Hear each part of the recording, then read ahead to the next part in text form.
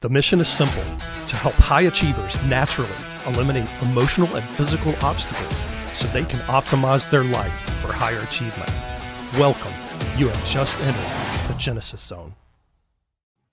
Good day. Hello, and welcome to the Genesis Zone Show. This is Dr. Brian Brown. Thank you for taking time out of your busy schedule to join us. I know there are other places you could be right now, but you've chosen to be with us, and we appreciate that. As usual, you're in for a treat again today in our ongoing Wellness Warrior series. Today, we're joined by Claudia Taboada. Now, Claudia is an author, motivational speaker, women's empowerment coach, as well as the founder of Unstoppable You. The mission of Unstoppable You is to empower burned out and overwhelmed moms, as well as caregivers, so they can reclaim their health, rediscover their spark, and become unstoppable. She is the author of the women's empowerment memoir, A Burnout to Unstoppable, which details her transformational journey from a burned out autism mom who lost her identity in the autism caregiver whirlwind to become an unstoppable high performer, going after her dreams with confidence. Claudia accomplished her transformation via self-care, mindset, and stress reduction habits that are now part of her signature program, the Self-Care Blueprint for the Unstoppable You. She currently has a second book in the works, which is tentatively due to be published later this year, and Claudia is quickly becoming known as an authority in the self-care and women's empowerment space. Claudia recently participated at the TEDx Montreal Women's Online event, where she spoke about mindset and resilience. Finally, her fitness account on Instagram has over 15,000 followers who are inspired by her zest for life and athletic achievements. In fact, she's very modest about this, but there are 23 marathons and counting. And what she won't tell you, well, she may tell you, 6 of those represent the coveted Abbott World Marathon Majors Medal, which is a 6-star medal awarded to those completing the world's most elite marathons in Chicago, New York, Boston, Tokyo, Berlin, and London. In this Overcomers segment, Claudia will be sharing her experiences in the area of developing unstoppable resilience. Welcome, Claudia. It's such a privilege to have you here today. How are you doing? Thank you for having me. Thank you for Absolutely. having me. Yes, I've been wanting to be here for a while, and yes, I'm super happy to be here and to be sharing my my strategies and tools with everyone. Okay. Well, we're glad to have you. Before we get started, our listeners would love to get to know you a little bit more. Can you tell us, let's start with your childhood. Tell us a little bit about your childhood backstory.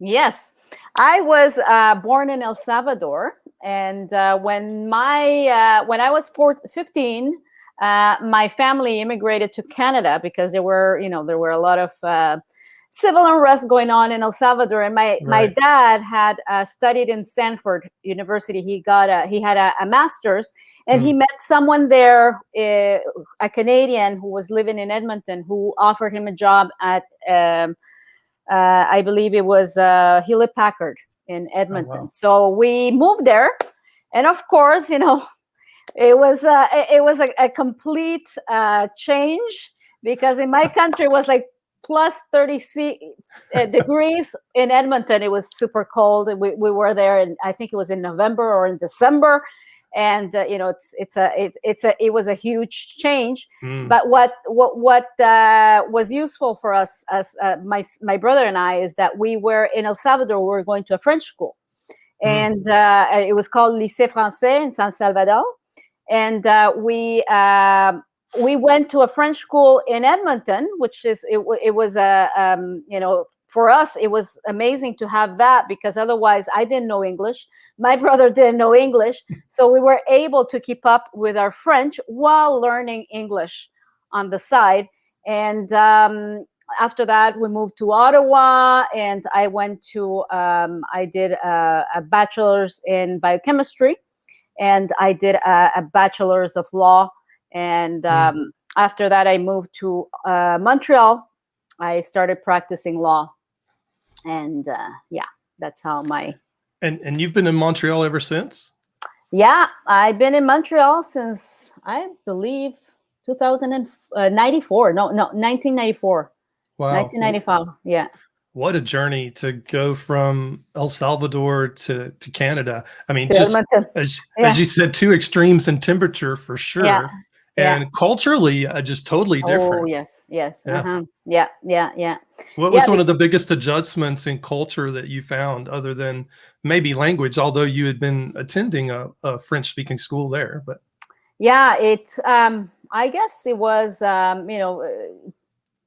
it was, just the fact that because of the cold, people don't get around together. In my country, everyone's home and everyone's having a party, and because of the cold here, we didn't know many people either. So it was, it was our family first, and and then eventually you get. But right now in Montreal, it's a very multicultural place. And although it's colder, I think it's easier for people to kind of get together and but it's been an amazing journey, and I wouldn't have it any other way. I wouldn't have it any other way, because that's one of the reasons I'm here, and I'm sharing my story. Awesome.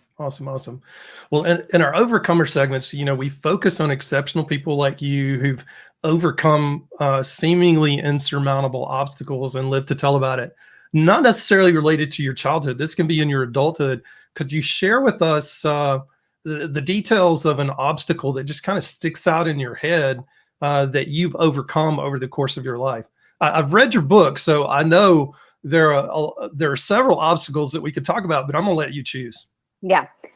Well, the biggest obstacle was overcoming burnout, motherhood burnout, motherhood and caregiver burnout. So if we want to go back a little to my story, so I became a lawyer, and I was working as a lawyer, and eventually, we had a child with my ex-husband, and I had a child, and my first son, he turned out when he was 2, he was diagnosed with autism. It was, and at the time there were not a lot of services for children with autism, and my husband and I at the time we would discuss, and we say, well, what about I take a leave of absence or a sabbatical, our 2 or 3 year sabbatical, to be with him and to establish his program, his intervention program, early intervention. And you're practicing law at the time, so you're talking about stopping your practice, your law absolutely. practice. Yeah, absolutely. And but initially I saw it as a sabbatical, and I said, 2 year sabbatical. We're going to try to get this in control, because at the time, one of the things too, that at the time there were all these books coming out that you can. That parents, if they have this early intervention program, that it's 40 hours, then you can beat autism. So everyone was talking about how you can beat autism, and then we said, we of course we didn't know anything better, so we said, okay, we'll do this early intervention program, and we're gonna have all this, like a psychologist, and we're gonna have a therapist, and of course myself as well. I became the ultimate autism mom, because I became not only the mom, but also a therapist. I was a teacher. I was a speech therapist. I was, I was also his, I was his advocate. Yeah, you were probably his occupational therapist and physical therapist too. Yeah. And I would have maybe 3 PhDs in autism, because I went to, I studied, and I was trained by his psychologist and all this. And, at the time I was just going, I was living on autopilot, and I didn't know better. And I became mentally and physically exhausted, and I lost myself. I totally lost myself. I lost my physical, my mental health, and I lost my identity. And that was the toughest part, that I didn't even know how to get out of it. And I even had a wake up moment. That could have been a wake up moment. I could have had an accident with my son. I fell asleep at the wheel. I momentarily fell asleep at the wheel. Thank God there were no incoming cars. My son was at the back. We could have gotten killed. And that could have been a wake up moment. But because that was my life, I didn't even realize that I didn't know how to get out of that cycle of stress. I mean, it was chronic stress, burnout, exhaustion, physical and mental exhaustion. And I was just going like that. And that was my life. And it was only by accident that my life transformed. When my son was 9, and my son was diagnosed at 2. So I had been in that race for 7 years. When do you feel like the burnout started really kicking in? Because if he was 2 at the time that you went on sabbatical, and then 7 years later, you know, you're about to tell this story, had the burnout been going on for a while, or did it just start at year 7? Oh, no, it was going on for a while. I mean, I was going full blast, like since he was diagnosed. And when he was diagnosed, I was pregnant, 6 months pregnant. So when my son was diagnosed, we were, you know, putting together his program and all that. And I had a newborn as well. So all this, but, you know, when you are in that situation, when you have a child or someone who is, you know, has a disability or a chronic illness, you just keep going. You don't know where you're getting this energy, but just keep going and going and going.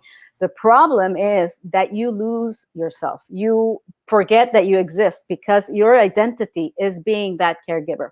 Yep. And that's where I was. And I mean, after he's you know, I kept going and going.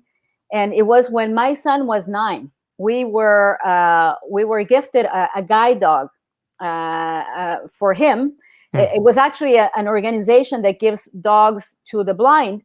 And they were doing this pilot project for families of autistic children who, and I think the project was about stress or something like that, but they were giving, if we wanted to be in this group of pilot project, then they would give us a dog.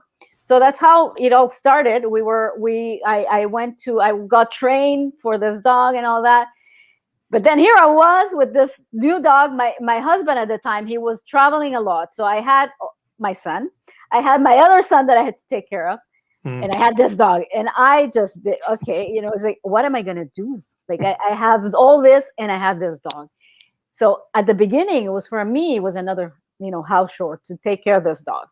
But 5 days after I started taking the dog out, and it was not much more than 10 to 15 minutes, 5 days, something magical happened. I realized, oh my God, this is the first time for 7 years that I had not been alone by myself, that I had not taken time for me, just to relax, to have the mind to relax the mind, and to, you know, time, you know, outside of the craziness of my life.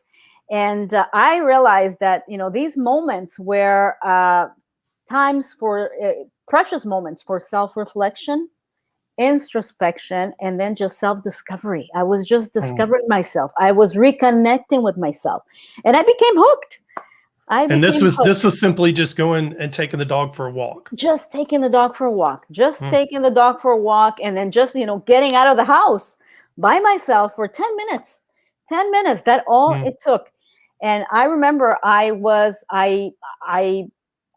got hooked.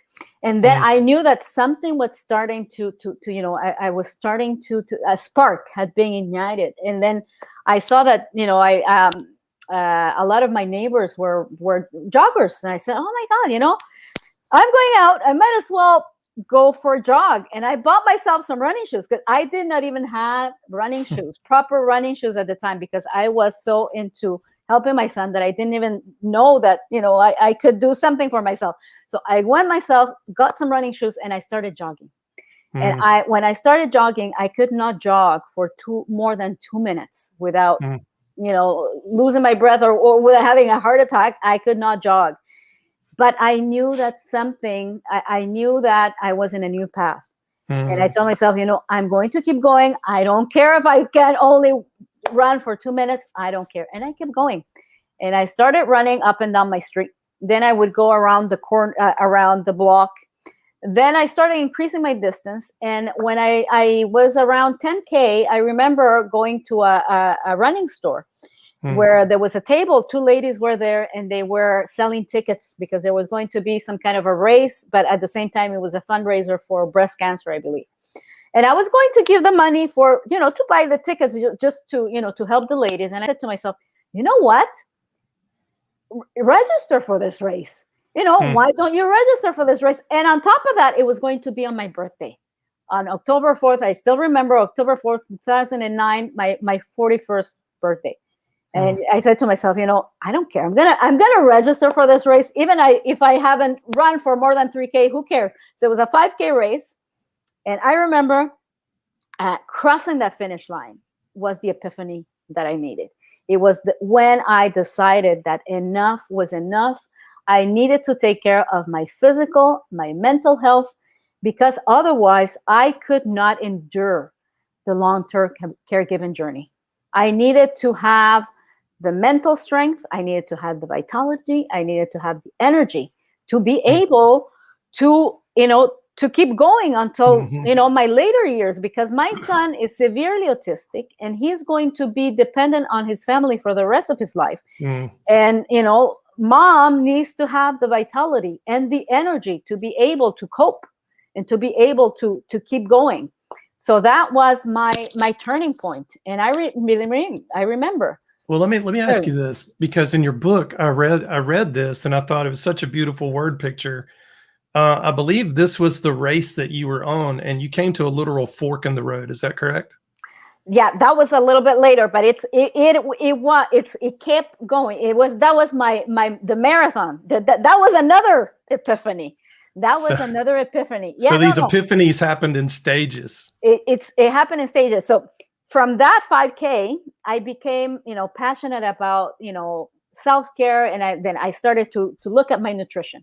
I started to look at my sleep.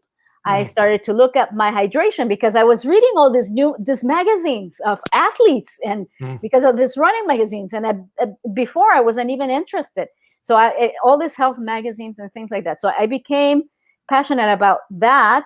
And at the same time, I keep going with my running, because I knew that at the same time that I was working on my physical health, I was also working on my mindset, because I was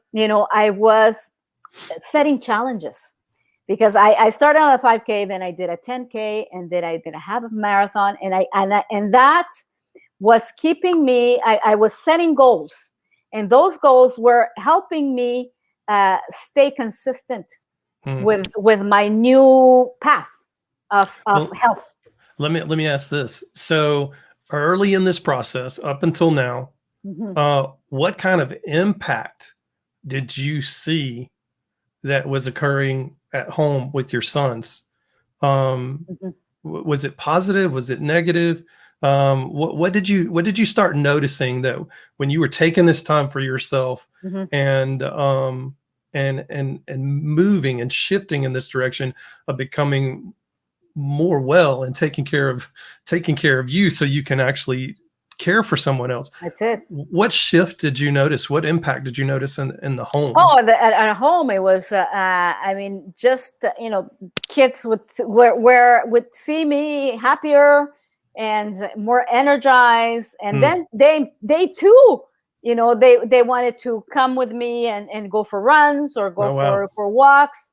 And, just generally, people at home, and they could see that I had this new energy, and that was, emitting some, energy. I say, how can you be like that when you have your home life? And I mean, they still tell me that, but I know I have to work on myself. I have these habits now that allow me to have that energy, but it has to be intentional. It has to be intentional. Right. But yeah, it's and for me, I believe that all these habits that I acquired, they're not just a one-day thing. They have to become my life. It's just habits, routines, coping mechanisms that are now part of my life. Yeah, I mean, if you look at the research, and there's a ton of really good data on aerobic exercise and its control over anxiety. It decreases anxiety better than any pill you can have prescribed.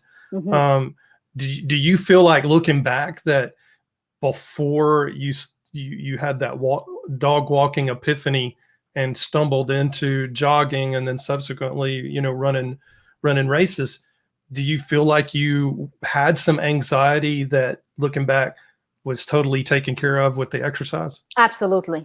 Absolutely. Anxiety, stress. Because it's kind of, I see the exercise not only as yes, physical body, but it's a lot about mindset. And then just for me, it's even my meditation on the move.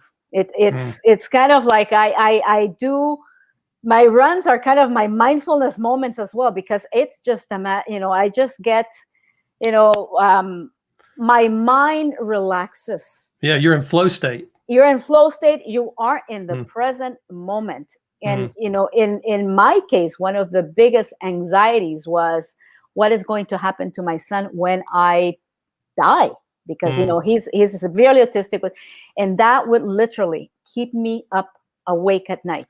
Right. And since I started running and doing this, more mindfulness things, I said, I'm going to live in the present. Who knows what's going to happen when he's older? So I might as well be in the present, be in the present moment, and be the best mom I can be now. Right. Yeah. Right. In your book, you talk about we need to take the road less traveled to rediscover our strength. Talk about that a little bit. Well, let's go to the story of the two forks with my marathon. Well, at the time when that happened, actually, I had done some half marathons and things, but I needed a new goal. And I needed a new goal, but at the time I didn't know what goal I needed. But I want to keep going with my health journey, and I knew that the next step is probably going to be a marathon. But I'm not going to tell anyone, because they won't believe me. So I didn't tell anyone. I go to this place where they were going to have a marathon and a half marathon, and I registered for this marathon. I told everyone, not even my ex-husband knew that I was doing a marathon, and I was going there for half. But then there's this place in this race where people who go to the marathon, to the half marathon, and go to the left, and those who go to the marathon keep going.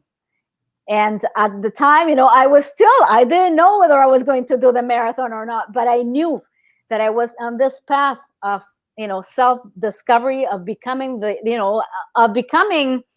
of this rediscovering myself, or of being the best person that I could be, and that I needed to keep expanding, and I needed to keep going out of my comfort zone. So I had done all these half marathons. I didn't care. I didn't want to do that anymore. I want to do that marathon. So I kept going. So there was this fork, and I took the road less traveled. And of course, on the marathon, there were like 5 people going that way, and the half marathon you had like, I don't know, 200 people. But I knew that if I wanted to keep growing, and if I wanted to keep evolving, I needed to get out of my comfort zone. So I went that way. I did and I finished the marathon. I walked at the end. I walked a little bit, but man, it just like crossing that finish line. It still gives me the chills when I think about it, because I had not even trained that much for that, but it was, crossing the finish line again. It was another epiphany. That's awesome. And so how many years from that event, when you literally approached the fork in the road and made the decision, I'm running the marathon. I'm going to Mhm. do this. Mhm. How many years passed between that and you beginning the 6 races? Mhm. Yeah, that was in 2011, and then on 2000, I think in 2016, Wow. I started to think about these races, because it's a whole process, because there's the 6 races, but there is a process that you have to do Hmm. the Boston Marathon, which you have to qualify. So it's not automatic. So but I kept doing my half marathons and things like that, and I kept doing yoga and other healthy things, and I kept going with my journey. But again, I needed to I reached a point where I said, you know what, now I want to become faster, so I'm going to hire a coach. And in order to become faster, I need a goal.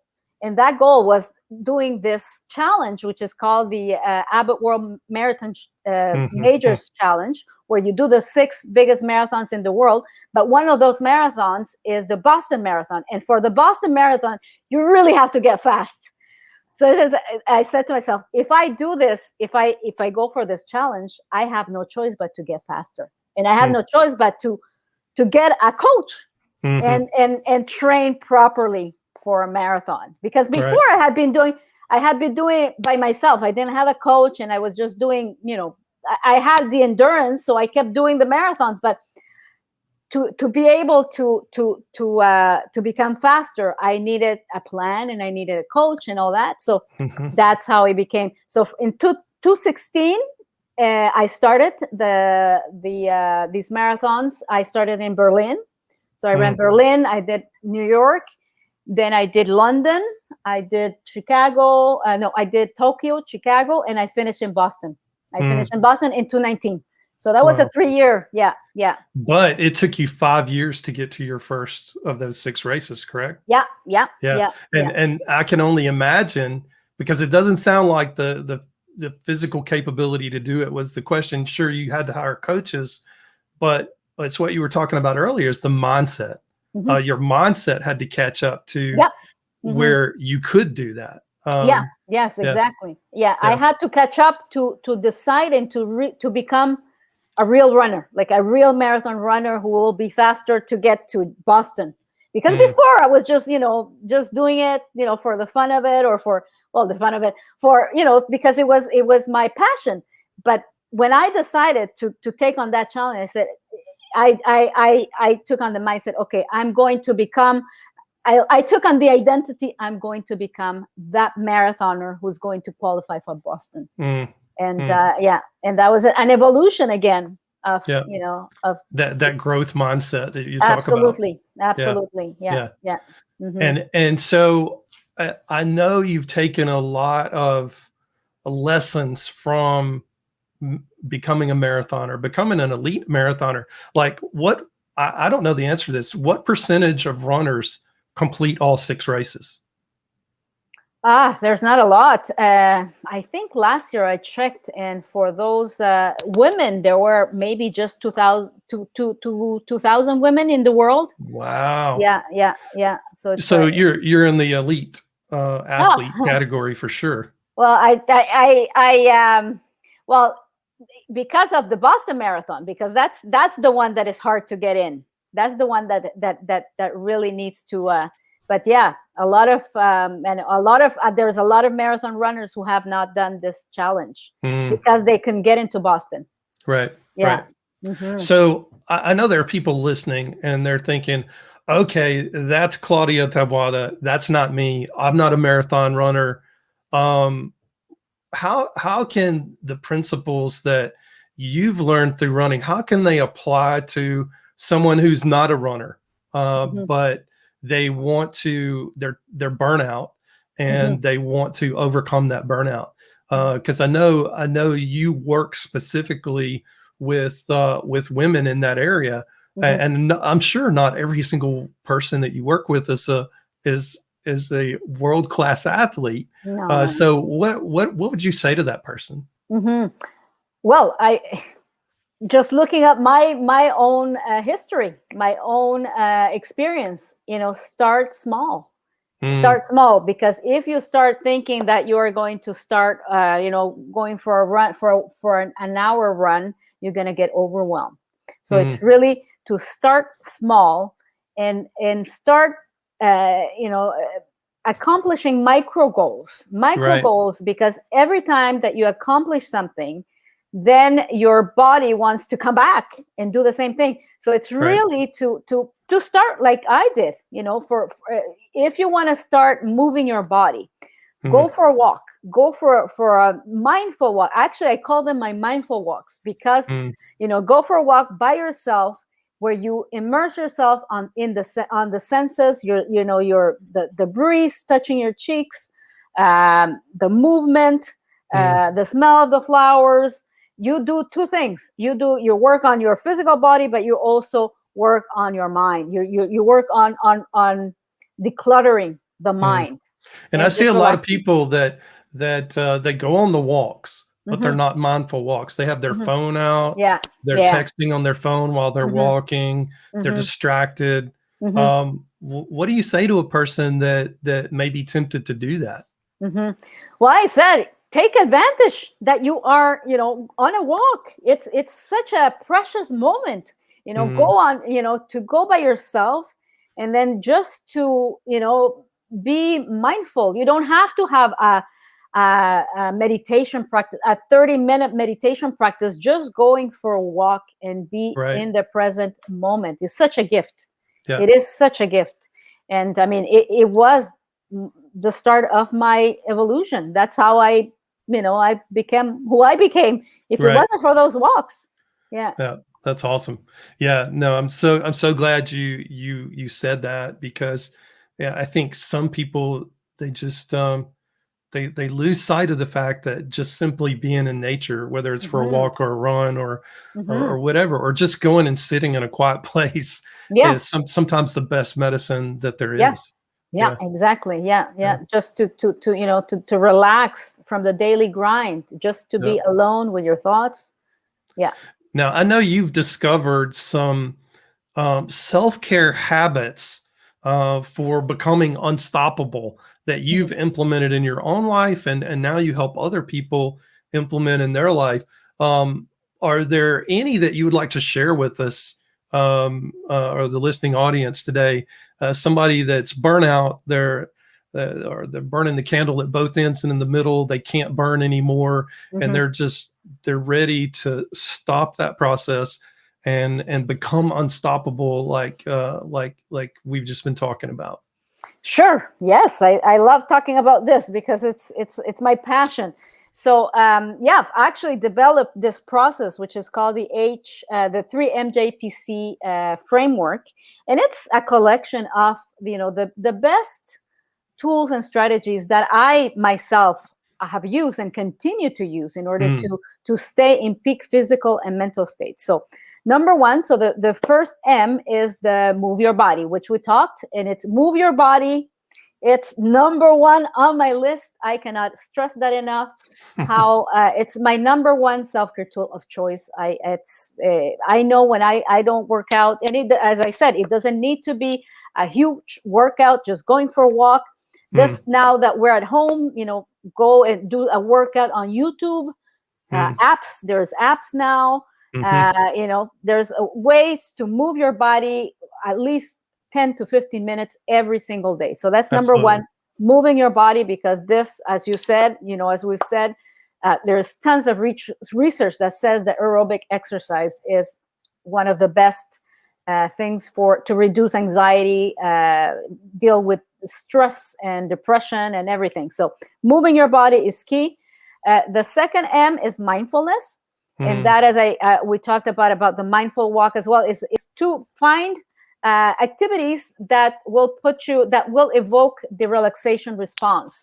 And that's, it can be breathing, can be deep breathing, deep belly breathing. It can be meditation. It can be yoga. Or what I love the most is really mindfulness. Try to find mindfulness moments, in your day. And it can be like going for a walk where you are really focusing on the present moment and on the senses. It could be when you're cooking, you're stirring the sauce, you are smelling the spices, you are, in the moment, and, taking a bath, anything that will just have you relax that mind and declutter the mind. That is key, because that is going to give you a blank canvas for you to start feeding your mind with positivity. And that is my third M, which is mindset. To really optimize your mindset. And I cannot stress that enough again, how it is important to strengthen our mindset every single day. And when I started my evolution, I didn't even know what a mindset was. And it was just like, now it's just like I make it my mission to strengthen my mindset every single day. And how do I do that? I have another framework that is called the FGPS framework. And number one is I control my focus. So there's 3 ways to control your focus. You control your focus by focusing on what you have. And that is gratitude. So focusing on gratitude. So for example, I have a small, a routine or habit in the morning where I just list on my journal, or I just tell to myself 3 things that I'm grateful for. And it can be as easy as I'm grateful that my kids are healthy, that I have a roof above my head, that I have the health to go for a walk. So 3 things that you're grateful for. And gratitude, if you're in a gratitude state, it's going to put you on a positive and empowered state. It's going to, it's automatic that you're going to be on a positive state. So gratitude, focusing on gratitude, what you have. Then you control your focus also by focusing on the present moment, as we talked about with mindfulness. Focus on the present moment. Don't be thinking about future anxieties. Don't be thinking about past regrets. Focus on what you can control now. What is that you can do now. And then the other strategy for the focus is to focus on what are your priorities, what matters. What are your needle movers for the day? Like, for example, I choose 3, priorities for my day. One is on my business or work. The other one is family, home responsibilities. And the other one is self-care. And then I choose 3, and I write that on my journal the night before. These are my 3 priorities. The morning after, I looked at my priorities. And if those 3 things have been completed by the end of the night, my day has been a success. Because sometimes we focus on too many things. We have too many. I was gonna ask you about that, because you're making this really simple. Focus on 3 gratitudes, and then focus on 3 priorities. And I do think we tend to see our to-do list that can have 20 or 30 items on it, and we get so overwhelmed that we don't do anything. Exactly. So to stress. And I think that if we have those 3, and at the end of the day, those 3 have been completed, then it has been a success. Because sometimes we're hard on ourselves because we did not complete that list. Those 17 items that we had on our list, and then we feel bad. And I think it's better if we have less, but we focus on the biggest ones. Right. And then we are happy that we have accomplished those. So that is the part, the focus part. The second part is the FG. G is for growth mindset. And we talked about growth mindset. I cannot stress enough how important it is to nurture a growth mindset every single day. And how do we do that? We go out of our comfort zone. And as I said, myself, one of the ways I go out of my comfort zone, when I do my workouts, I either longer or faster, but every time that I run, I would go like at the last minute, I would do a sprint, or I would do something that is going to take me out of my comfort zone. Or the other way that I go out of my comfort zone is with technology as a we are entrepreneurs, and one of the things that I hate the most is like tech, the funnels and all that. So I try to do something that I'm not good at, right, in order to learn, just learning. And so that's a way to build a growth mindset. The other way is to see challenges, challenges and setbacks as opportunities for learning and growing. And right. that is going to give us the grit to keep going even when we have setbacks.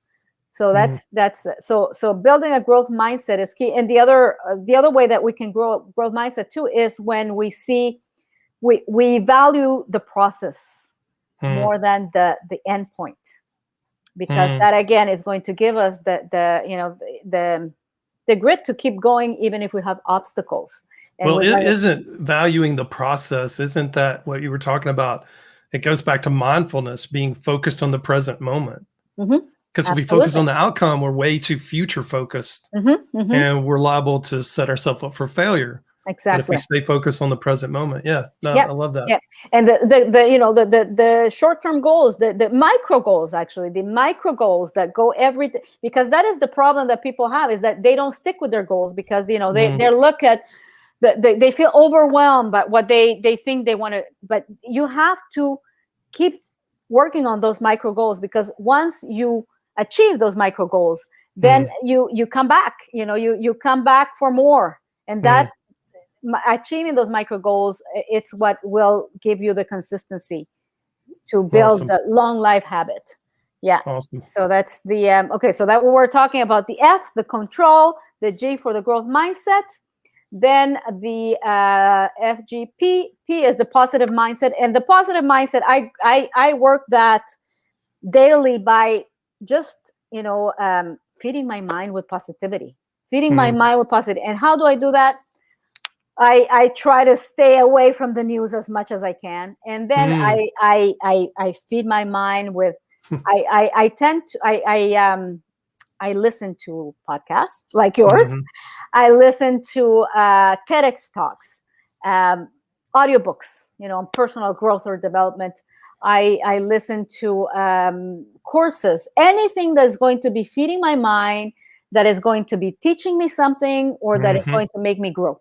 And that awesome. I have actually incorporated this since COVID. I've been doing it, like when I do house chores, for example, when I'm in the car, like I am constantly feeding my mind, because with COVID we have all this news coming, and everyone's stressed out, and I now it's just like when I'm doing house chores, I am actually looking for something that to listen to, because I'm feeling productive while I'm doing my house chores. So really feeding your mind with positivity, and standing guard at the door of your mind.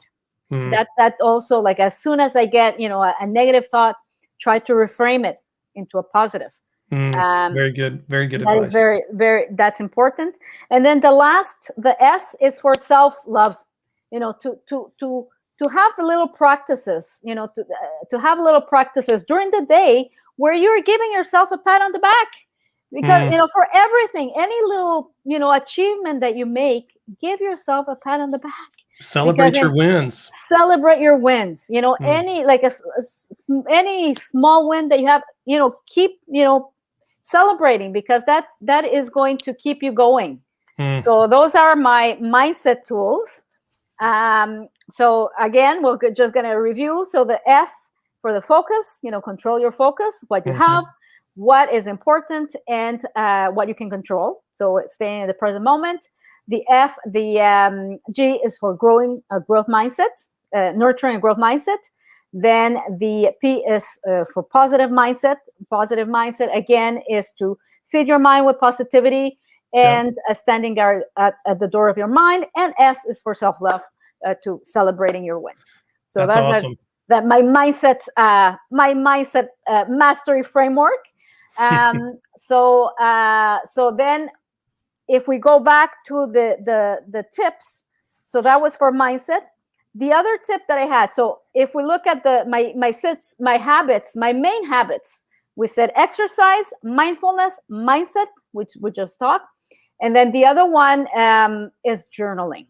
When for me, that has been key in my evolution as well. Mm. Journaling to help process emotions. When I remember once I was injured and I couldn't run, and for me, running is my self-care tool of choice and my stress reliever, and I could not run. And I adopted journaling, and since then, I mean, that was maybe 7 years ago. Journaling is not only good for trying, for helping us process emotions, but also it can help us recalling positive, positive emotions or our wins for the day. Wins for the day, and making us feel. Because I remember too, like it's a way to recall times when we were able to deal with something that we're probably now dealing with. So it's a matter of recalling those positive emotions and times where we felt empowered. How long do you spend journaling? How many minutes a day? Not a lot. In the morning, I have I do my journaling for gratitude, but also journal for goal setting for the day. So I set my intentions, maybe 5 minutes, 10 minutes maximum. Wow. Okay. In the evening, I do more like a little bit longer, maybe 15, where I do like a brain dump. If I was stressed that day, I write if I have any emotions and things, but I use it as well for ideas. Like if I have ideas for my business, I write them there, or my goal setting for the next day. I set my intentions for the next day. So it's not a lot. Excellent. It's like 10 minutes in the morning, 10 minutes, 15 in the evening. And in the evening, I can tell you that it's part of my evening routine, and it helps me relax. Because I know what I'm doing, what are my 3 goals. That is what I put, my 3 goals for the day. I know what I'm going to do tomorrow. So I know what to expect. And it helps me, just relax. It's part of my evening routine, my journaling. That's awesome. Yeah. That's some golden nuggets that you've shared with us there. Yeah, sure. Yeah. I believe that journaling is key and I tell my moms, like every mom that I work with, it's like journaling, if you can, and it doesn't have to be anything complicated, just jotting down whatever comes to mind. Right. Don't even care about if you have any spelling mistakes, who cares? It's really whatever comes to your mind, and then just write it down. And it's going to really, you're going to be feeling lighter because you're putting everything on paper. So switching gears a little bit, is there an interesting project that you're working on right now that you would like to share with the audience? Yes, a few. I have my second book coming sometime at the end of the year. So I'm going to be doing pre-launch. How do you call that? Yeah, it's a pre-launch for the book. Pre-launch, yeah. It's going to be, and it's called Stop Motherhood Burnout, Self-Care Habits to Become Stress Resilient and Unstoppable. So it's coming. It's going to be coming at the end of the year, and I'm working as well on a program. It's course and coaching program that I'm going to be offering sometime end of the spring. And it's going to be as well about, I'm going to be looking at the habits and also working on implementation of those habits. Yeah. So that's coming, and some more podcasts and more summits coming as well. So cool. And talking about you being a guest in a summit. Yes, absolutely. A guest presenter. Yeah. Awesome. Yeah. Awesome. So, a serious but fun question. You've done a lot. You've traveled all over running. What's left on your bucket list? What's one thing left on your bucket list? What's left on my bucket? Oh, I still have a lot of things left on my bucket list, but I think my one of my biggest dreams is really to build a movement around the issue of motherhood burnout. I am passionate about this issue.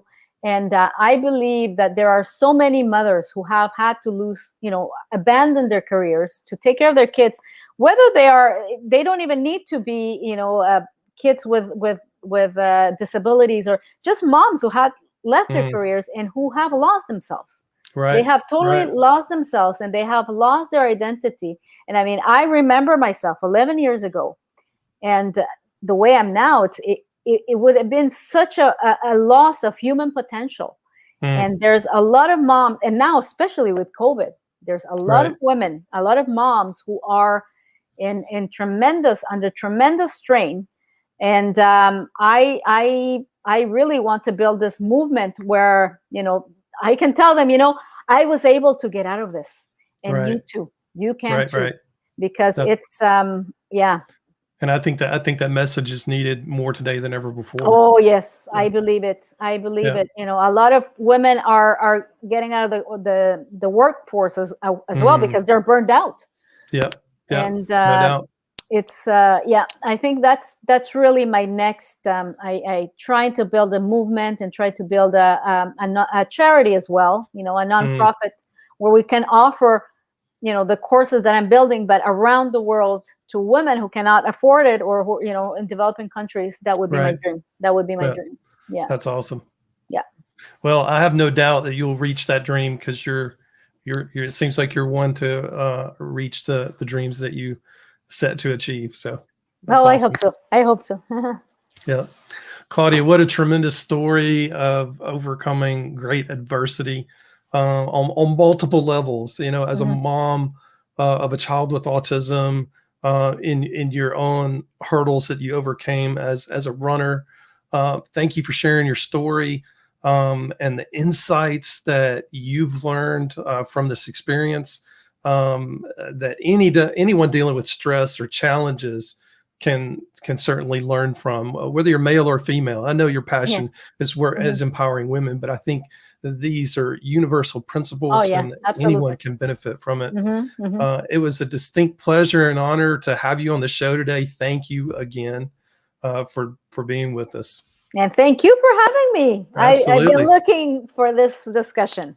Yeah. So last thing, I know people listening may want to connect with you. If you are listening, I encourage you to connect with Claudia. People who are vision and mission minded, we depend on connections with other people. Not necessarily that you may need what Claudia has to offer directly, but you may know of someone who does, and you can pass her name along. So Claudia, how can people follow you on social media? Yeah, they can. I have my website, claudiataboada.com. And then I'm on LinkedIn under my name. I am on Facebook. I have my business page is called The Unstoppable Mom. Claudia Taboada, The Unstoppable Mom. That's my Facebook page.